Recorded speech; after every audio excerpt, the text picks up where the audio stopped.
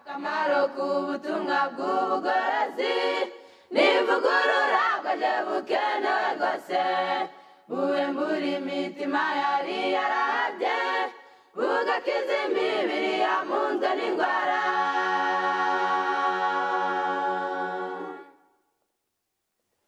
Akamaro k'ubutumwa bw'ubugorozi n'ivugurura bwaje bukenewe rwose ivugurura iyo rigeze mu mutima biga ibyaha byari byibasiye umuntu ubwo imibereho igahinduka misha hashingwa umushinga wo kunezeza abandi. Turabasuhuje mwese mu izina rya Yesu Uwiteka abahire. Tunejejwe n'uyu mwanya mwiza tugiye kuganiramo ijambo ry'Imana. Ngiye tugiye kuganira nitwa MWUMVIRANGOMA Jean Claude. Reka mbere yo kugira ikindi tuvuga tubanze dupfukame dusenge. Turagushimye Data udukunda, dushimye yuko twitaho ari ntacyo duca, izina ryawe nirihimbazwe. Tunejejwe no kubana nawe muri uyu mwanya wo kwiga ijambo ryawe, uduhe imbaraga y'Umwuka Wera, iduhe gusobanukirwa, nitumenye ibyiza byazadukizanya na benshi dushima urukundo rwawe. Ngaho ngwino udufashe, tubisabye mu izina rya Yesu, amen. Nkuko twari tumaze kubibabwira, reka dushime Imana yuko itwemereye kuganira ku ijambo ryayo, izina ryayo rihabwa icyubahiro. Insanganyamatsiko tugiye kuganiraho iratubwira ngo ese amategeko yakuweho ni ayahe? Ese amategeko yakuweho ni ayahe? Ngiyo insanganyamatsiko tugiye kuganiraho muri uyu mwanya. Imana iduha imyumvire myiza. Kubera iki se tugomba kwibaza kuri aya magambo? Hari impamvu nyamukuru umuntu uwo ari we wese uko yaba yizera kose, idini yaba asengamo ryose, hari impamvu akwiye kwita kuri aya magambo. Amategeko y'Imana ni ikintu gikomeye cyane. Gusa hari imyizerere, hari imyumvire, hari kwizera ko amategeko y'Imana atakigenga abantu. Ese koko nibyo? Reka tubaze Bibiliya. Reka tubabwire impamvu nyamukuru iduteye kwifuza kuganira namwe iri jambo. Impamvu ya mbere ni uko abazarimbuka bakazajya mu muriro utazima bazaba barisha amategeko y'Imana. Impamvu ya kabiri ni uko abazarokoka bakajya mu ijuru bakabona ubugingo bw'iteka, nta yindi mpamvu izaba ibiteye ni uko bazaba barumviye amategeko y'Imana. Ibyo turabihamisha ijambo ryanditswe muri Bibiliya, Yesaya 24 umurongo wa 4, haranditse hati: igihugu kirarira kandi kibaye umuhonge, isi icitse intege ibaye umuhonge, abanyacyubahiro b'isi bacitse intege, kandi isi ihumanyijwe n'abaturage bayo, kuko bishe amategeko bagahindura ibyategetswe bakica isezerano ridakuka. Ngo impamvu isi ihuye n'akaga igacika intege, abanyacyubahiro bo mu isi bagacika intege, nta yindi mpamvu ngo ni uko isi ihumanyijwe n'abaturage bayo. Abaturage bayo se bayihumanyije bakoze iki? Bakoze ibintu bitatu: bishe amategeko, bahindura ibyategetswe, bica isezerano ridakuka. Burya wa muriro utazima abantu batinya bavuga ko uzabaho, uzakongora abanyabyaha, icyo bazaba bakoze bazaba bishe amategeko y'Imana. Indi mpamvu ikomeye ikwiye guhabwa agaciro ni uko abazabona ubugingo bw'iteka bakabaho ubudapfa, ni uko bazaba barakomeje amategeko y'Imana. Niko byanditse mu byahishuwe, abantu bazarya ku giti cy'ubugingo, icyo bazaba bakoze ni iki ngiki tugiye gusoma. Nimusoma mu zindi Bibiliya nta busobanuro muzakenera, ariko muri no Bibiliya y'Ikinyarwanda haraza gukenerwa ubusobanuro.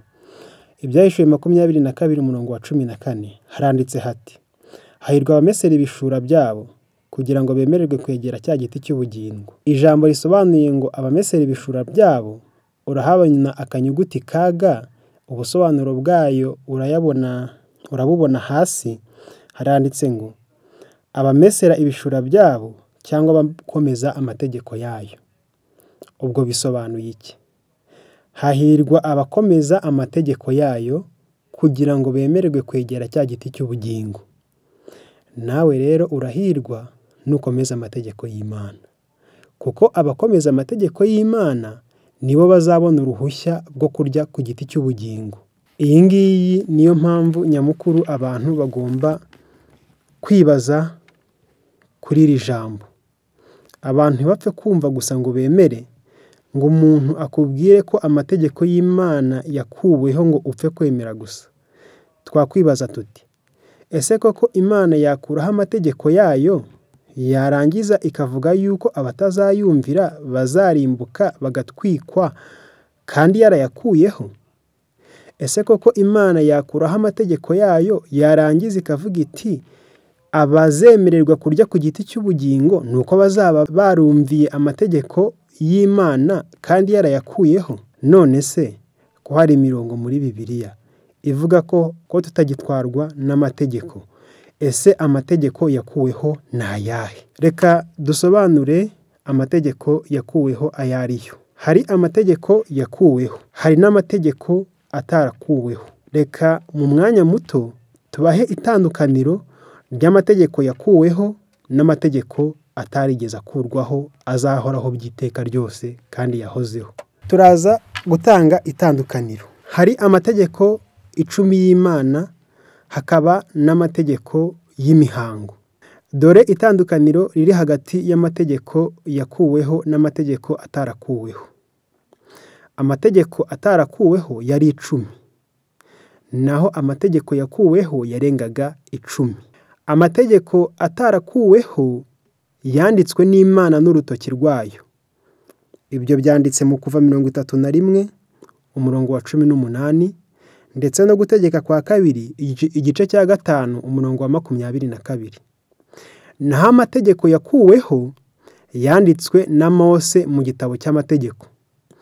Ibyo muzabisoma mu Gutegeka kwa 2 igice cya 31, muzahere ku murongo wa 24.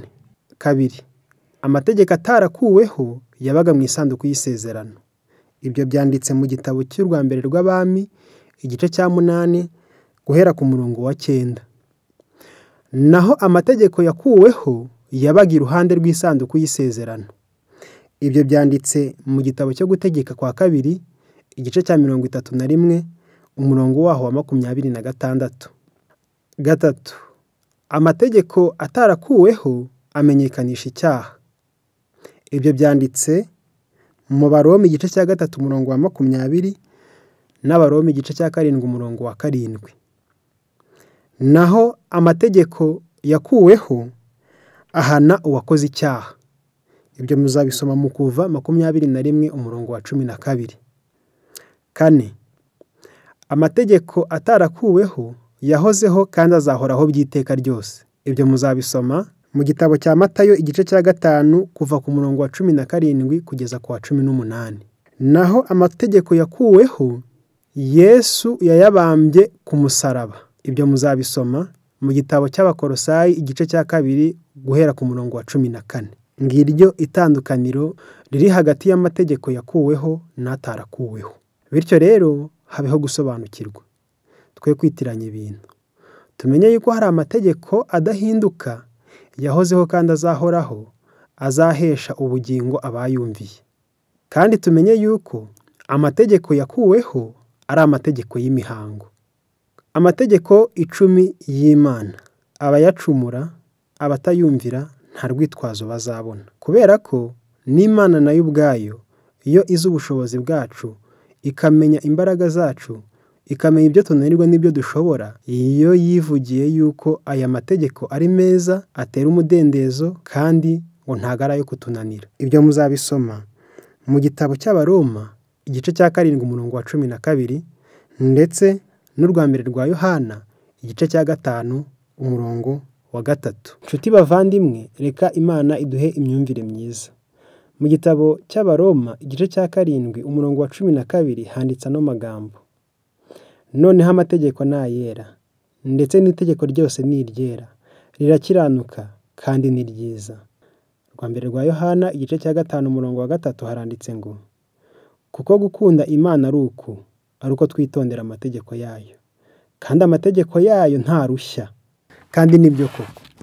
None se ntimuzi yuko uwibye bakamufata bamufunga bakamukubita, nuko itegeko rivuga ngo ntukibe niryo kutugirira neza.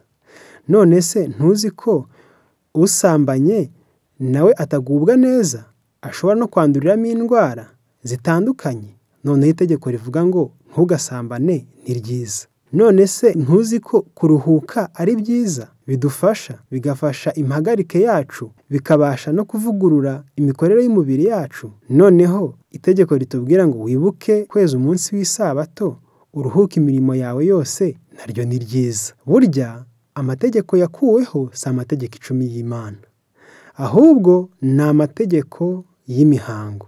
Abakolosayi igice cyaho ni icya 2 umurongo wa 14. Igahanagura urwandiko rw'imihango rwaturegaga, ikarukuzaho kurubamba ku musaraba. Byumvikana yuko ni urwandiko rw'imihango rwaturegaga. Nk'uko twabisobanuye, ni amategeko, aya mategeko yakuweho ni amategeko y'imihango yaturegaga. Yarabereyeho kurinda amategeko 10 y'Imana atazavaho, yahozeho kandi azahoraho by'iteka ryose. Niyo mpamvu itegeko ryavuga ngo ntukice. Amategeko y'imihango ho hari handitse ngo uwishe mugenzi we nawe ntakabure kwicwa. Itegeko ryaravuga ngo ntugasambane. Hari itegeko ry'umuhango naryo ryavugaga ngo uwo bafashe asambana ajya aterwa amabuye apfe. Rero itegeko ryakuweho ntago ari rivuga ngo ntugasambane, oya, ahubwo ni rivuga ngo uwo mwafashe asambana mujye mumutera amabuye apfe. Kuko itegeko rivuga ngo ntugasambane ni iryo kutubera ryiza, ni iryo kudufasha, ni iryo kutugwa neza, ni iryo gutuma tubanaho neza twebwe n'abaturanyi bacu ndetse n'imiryango yacu.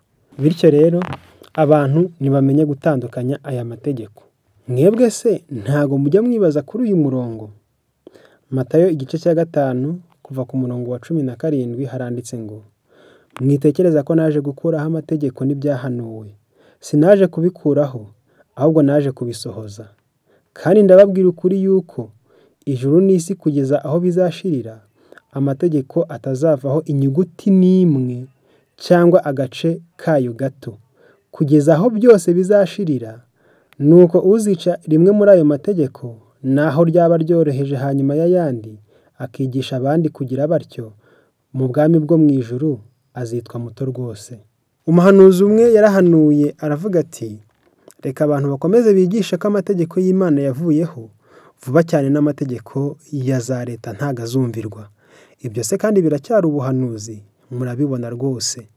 Yaravuze ati, abantu nibakomeza kwigisha ko amategeko y'Imana yakuweho, igihe kizagera umugabo ajya atwara umugore wa mugenzi we ku ngufu. Abana ntibazongera kumvira ababyeyi babo. Amategeko ya leta ntazongera kumvirwa. Abana bazica ababyeyi babo n'ababyeyi bica abana babo. Ibyo ngibyo ngo bizaba ari ingaruka y'imyigishirize izaba imaze gukwira hose ivuga yuko amategeko y'Imana yakuweho.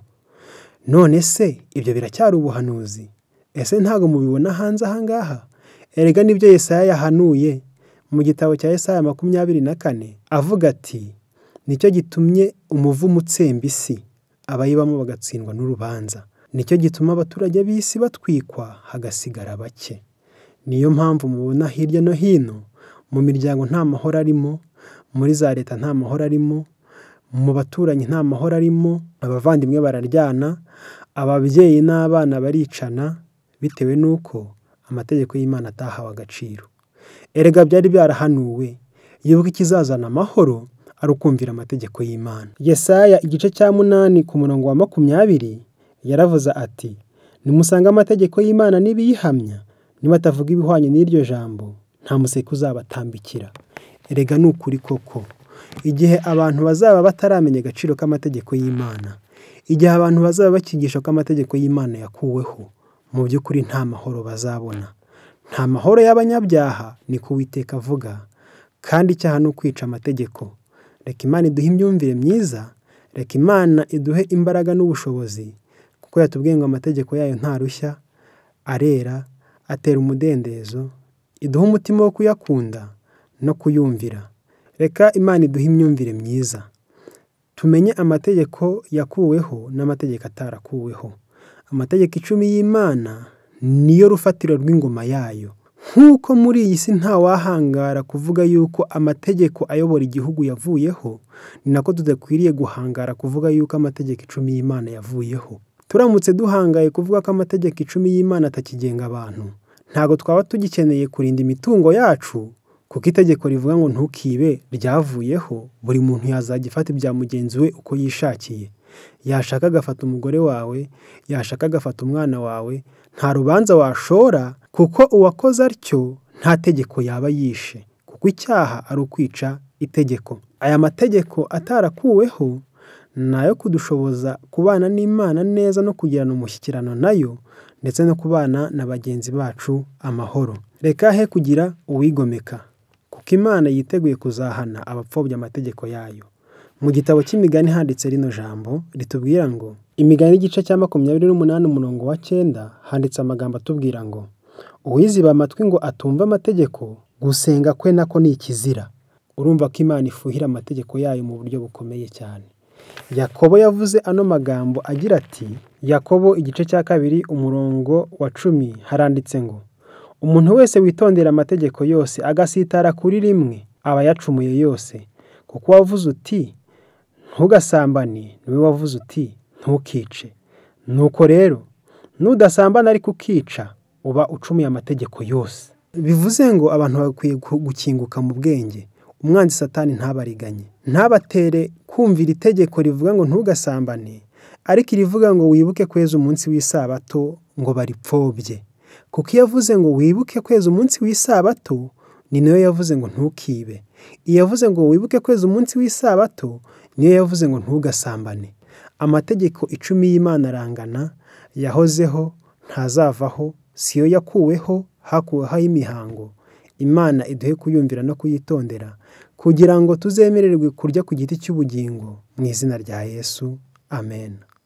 Akamaro k'ubutumwa bw'ubugorozi n'ivugurura bwaje bukenewe rwose, buwembura imitima yari yarabye, bugakiza imibiri yamunzwe n'indwara.